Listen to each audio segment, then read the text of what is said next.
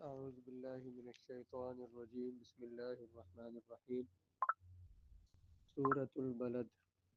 اس سورہ مبارکہ کا نام البلد ہے۔ یہ لفظ اس کی پہلی آیت میں ذکر کیا گیا ہے۔ اس میں 1 رکوع 32 آیتیں 82 کلمے 320 حروف ہیں۔ یہ مکہ مکرمہ میں نازل ہوئی۔ اس کی آیات کے مطالعہ سے پتہ چلتا ہے کہ یہ مکی زندگی کے اس دور میں نازل ہوئی جب حضور صلی اللہ علیہ وآلہ وسلم نے مکہ کے رئیسوں کے گھٹیا کردار کو ہدف تنقید بنانا شروع کیا۔ جب مکے والوں کے غلط کردار کے خلاف رسول اللہ علیہ السلام نے گفتگو کرنا شروع کی۔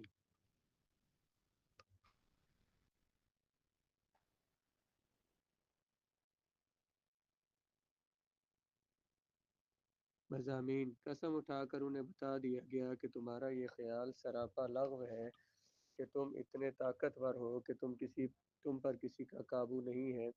تم فضول باتوں میں اور جھوٹی نمود مانا ہوتا ہے دکھاوا، نمائش کے لیے اپنا روپیہ پانی کی طرح بہاتے ہو اور پھر اس پر اتراتے ہو، فخر غرور کرتے ہو۔ کیا تم یہ سمجھتے ہو کہ جس نے تمہیں یہ رزق عطا فرمایا ہے وہ تمہارے اس غلط استعمال سے آگاہ نہیں ہے؟ یعنی اس کو نہیں پتا کہ تم غلط استعمال کرتے ہو اس دولت کا۔ اسلام دین فطرت ہے، وہ انسان کے جسمانی اور روحانی دونوں فطری تقاضوں کی تکمیل پر یکساں توجہ مبذول کرتا ہے۔ جسمانی اور روحانی جو تقاضے ہیں ان کو مکمل کرنے پر یکساں ایک جیسی توجہ مبذول کرتا ہے۔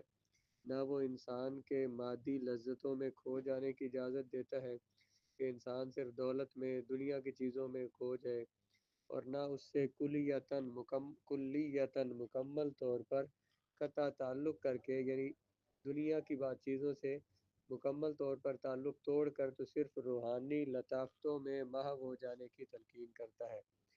نہ تو اسلام روحانی اور جسمانی دونوں چیزوں پہ توجہ دیتا ہے۔ یہ نہیں ہے کہ انسان صرف دنیا میں کھو جائے، اور یہ بھی نہیں کہ دنیا سے تعلق توڑ کر صرف روحانیت میں، عبادات میں کی تلقین عبادات میں چلتا رہے۔ اس صورت میں ان اعضاء اور جوارح کا ذکر کرنے کے بعد جو انسان کو اپنی صلاحیت کو بروئے کار لانے کے لیے مرحمت فرمائے گئے ہیں۔ اعضاء اور جوارح جارح کی جمع ہے۔ جارح کا لفظی معنی ہوتا ہے زخمی کرنے والا، اس سے مراد بھی اعضاء ہے۔ اس صورت میں ان اعضاء اور جوارح کا ذکر کرنے کے بعد جو انسان کو اپنی صلاحیتوں کو بروئے کار کام میں لانے کے لیے عطا کیے گئے ہیں، جو انسان کو اپنی صلاحیتوں کو کام میں لانے کے لیے جو اعضاء عطا کیے گئے ہیں اسے تنبیہ کی جا رہی ہے۔ ان اعضاء کا ذکر کر کے انسان کو متنبہ کیا جا رہا ہے، خبردار کیا جا رہا ہے کہ تجھے عقاب کی قوت پرواز دی گئی ہے۔ عقاب شاہین کی پرواز کی طاقت تجھے دی گئی ہے۔ اس سے کام لیتے ہوئے تمہارا فرض ہے کہ اخلاق حسنہ کی بلندیوں کو سر کرنے کے لیے پر کشا رہو، پر کھولے رکھو۔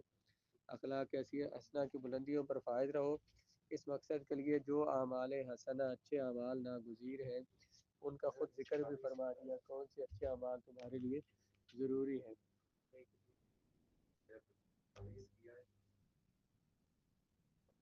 غلاموں کو آزاد کرنا، قحط سالی کے دنوں میں فاقہ زدہ لوگوں کی خوراک کا اہتمام کرنا، یتیموں اور مسکینوں پر شفقت کرنا، اس کے ساتھ ساتھ ایمان کے چراغ کو روشن رکھنا، خود صبر کرنا اور دوسروں کو صبر اور ہمدردی کی تلقین کرنا، یہ وہ اعمال ہیں جن کے ذریعے انسان اپنی منزل پا لیتا ہے۔ لیکن جو غریبوں کی مادی دنیاوی ضروریات کو استطاعت ہونے کے باوجود ان کی مالی ضروریات کو پورا کرنے کی طرف مائل نہیں ہوتا، ان کی ضروریات کو پورا نہیں کرتا، وہ جہنم کا ایندھن بنے گا۔ اللہ تعالیٰ محفوظ رکھے۔ یعنی یہ صورت کا خلاصہ اور تعارف بیان کیا کہ اس میں اللہ تبارک و تعالیٰ نے جو انسان کو اعضاء عطا فرمائے ہیں اور اعضاء کی صورت میں جو انسان پہ اللہ تعالیٰ نے نعمتیں فرمائی ہیں، تو اللہ تعالیٰ نے ان کا ذکر کیا اور فرمایا کہ ہم نے تمہیں اتنی نعمتیں دی ہیں، اب تم ان نعمتوں پر یتیموں، مسکینوں، ضرورت مندوں پر خرچ کرو، ان کے رزق کا اہتمام کرو، مشکل میں ان کے کام آؤ۔ یہ باتیں اس صورت میں بیان کی جائیں گی۔ سورۃ البلد مکیہ بسم اللہ الرحمن الرحیم۔ سورۃ البلد مکی ہے، اللہ کے نام سے شروع جو بہت ہی مہربان ہمیشہ رحم فرمانے والا ہے۔ لا اقسم بہذا البلد، یہ بسم اللہ الرحمن الرحیم پر شروع میں بتایا تھا، اس کا معنی کہ اللہ کے نام سے شروع۔ یہ بسم اللہ الرحمن الرحیم کیوں پڑھتے ہیں؟ تاکہ ہمارے ہر کام کی ابتدا اللہ تعالیٰ کے نام سے ہو۔ بعض نے اس کا ترجمہ یوں کیا، شروع اللہ کے نام سے۔ اہل سنت کے علماء نے اس کا ترجمہ کیا اللہ کے نام سے شروع۔ تو کیونکہ ہم یہ کہہ رہے ہیں کہ اللہ کے نام سے شروع کر رہے ہیں، تو پھر اللہ کے نام سے شروع ہونا چاہیے، لفظ شروع سے نہیں کہ شروع اللہ کے نام سے۔ یہ تو شروع سے شروع ہوا نا۔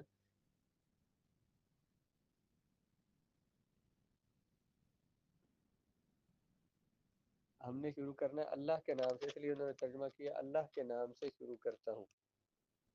لا اقسم بهذا البلد، میں قسم کھاتا ہوں اس شہر مکہ کی۔ اچھا، اس میں ایک اور بات بسم اللہ کے ترجمے میں، اللہ کے نام سے شروع کرتا ہوں، شروع کرتا ہوں کس کا معنی ہے؟ بھی اسم کا معنی ہے ساتھ، اللہ کے نام کے، اسم نام ہے اللہ کے نام کے ساتھ۔ اللہ وہ ذات، ایسی ذات جو کہ رحمان ہے، جو رحیم ہے۔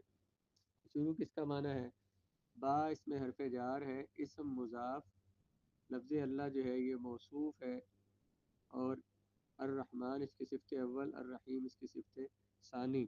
موصوف اپنی دونوں صفات سے مل کر لفظ اسم کا مضاف ہے، مضاف مل کر با جارہ کا مجرور، یہ جار مجرور متعلق ہوں گے ابداؤ فعل کے بعد۔ ابداؤ کا معنی ہوتا ہے شروع کرنا، شرع یشرع، تو یہ ابداؤ فعل کے متعلق ہو جائیں گے، اشرع کے متعلق ہو جائیں گے، میں شروع کرتا ہوں۔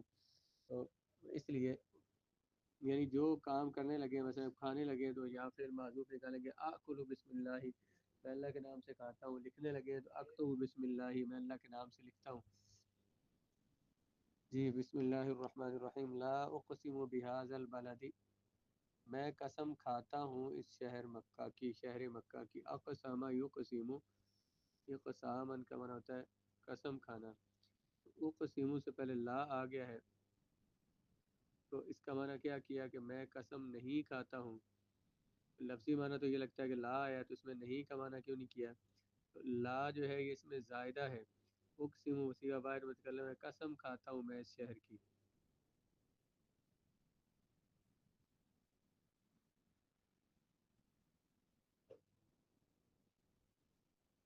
لا اس میں زائدہ ہے، اس لیے معنی کیا کیا، میں قسم کھاتا ہوں اس شہر کی۔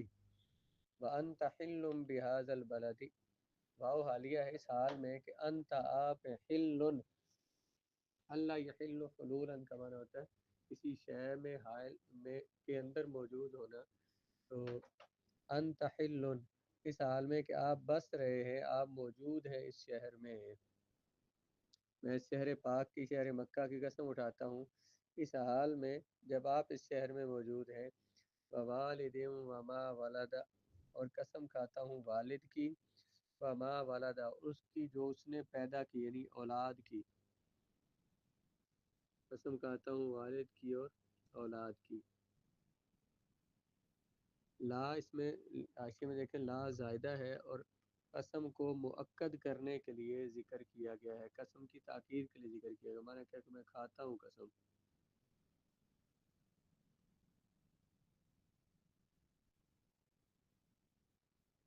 البلد سے مراد مکہ مکرمہ ہے، یہاں شہر مکہ کی اس حیثیت سے قسم اٹھائی جا رہی ہے کہ شہر کی قسم ہے، کیوں کہ اللہ تعالیٰ کا حبیب محمد مصطفیٰ صلی اللہ علیہ وآلہ وسلم اس شہر میں تشریف فرما ہے۔ یہ شہر اگرچہ گونا گو خوبیوں سے متصف ہے، لیکن اس مکین ذیشان کی وجہ سے، اگرچہ اس میں بڑی خوبیاں اس شہر میں، لیکن اس مکین ذیشان، اس شان والے مکین، اس شہر کے رہنے والے کی وجہ سے جو عزت اور شرف اس کو حاصل ہوا ہے، اس کی شان ہی نرالی ہے۔ وَأَنْتَ حِلٌّ والا جملہ جو ہے یہ حال ہے، اس حال میں کہ آپ موجود ہیں اس شہر میں۔ اور مقسم بھی جس کی قسم اٹھائی جا رہی ہے وہ کیا؟ البلد، یہ شہر، یعنی قسم اٹھاتا ہوں اس شہر کی اس حال میں کہ آپ یہاں موجود ہیں۔ علامہ پانی پتی لکھتے ہیں اقسم اللہ سبحانہ بمکہ تھا، اللہ تعالیٰ نے شہر مکہ کی قسم اٹھائی، مقیدا بحلولہ صلی اللہ علیہ وآلہ وسلم، اس تاکہ اس قید کے ساتھ کہ رسول اللہ علیہ السلام اس شہر میں موجود ہیں، اظہارا لمزید فضائلہا، یہ ظاہر کرنے کے لیے کہ اس شہر کی مزید بہت فضیلتیں ہیں، بشرف التمکن، بشرف المتمکن، اس شہر کو جو فضیلتیں حاصل ہیں اس ہستی کی وجہ سے جو اس شہر میں متمکن ہے، یہاں پہ موجود ہیں، علی فضل اللہ فی نفسہا، باوجود اس کے کہ فی نفسہا، اس کی ذات میں بھی، اس شہر میں بھی فضیلتیں ہیں، لیکن زیادہ فضیلتیں جو ہیں وہ اس شہر کو تب ملتی ہیں جب رسول اللہ صلی اللہ علیہ وآلہ وسلم اس شہر پاک میں موجود ہیں، حضور کی وجہ سے اس کو فضیلت ملی۔